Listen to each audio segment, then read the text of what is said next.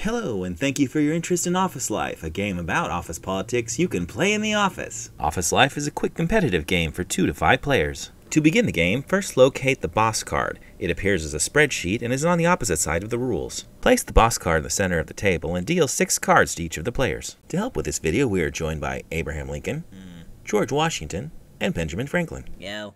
There are 3 types of cards in Office Life: flaw, bonus, and attribute. Players look through their hands secretly, playing attribute cards first. This defines who you are.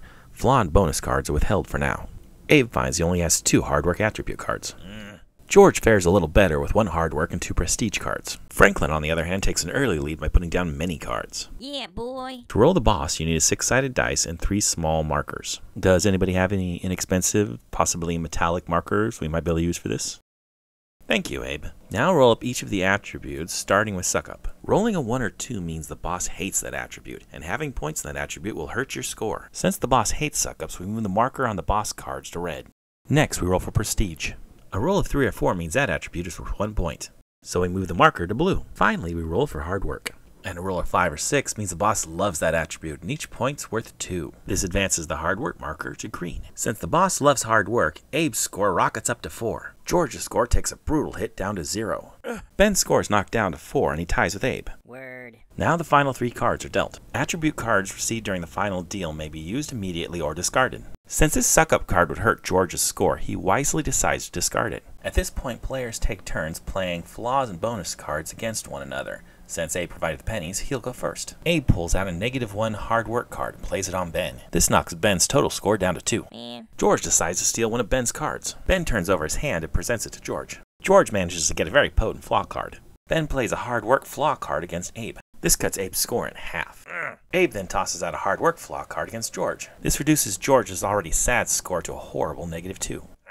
Desperate to repair his horrible score, George uses his stolen flaw card on himself. Ben uses a similar trick to reduce his negative score. Yeah. Abe plays a -1 attribute card on his hard work. This boosts his score back to the lead. George uses the dump card to dump that painful hard work flaw card back on Abe. This cuts Abe's score back down to 2. Ben uses a +1 bonus card to buff up his hard work score. Although he no longer has any cards left to play, this puts him back in the lead with 5 points. Sweet.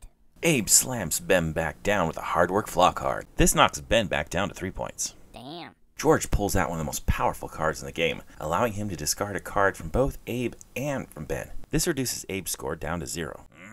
And Ben takes a hit down to 1. Because Ben has no cards left, his turn is skipped for the rest of the game. Abe retaliates by playing a hard work flaw card back on George. This destroys George's short-lived lead.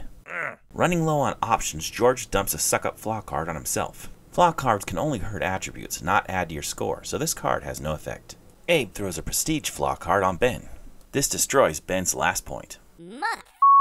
George uses his last card, another useless flaw card, on himself. And Abe finishes the game with a +1 bonus card to his hard work. So the final score has George and Ben with 0 points. Screw this game.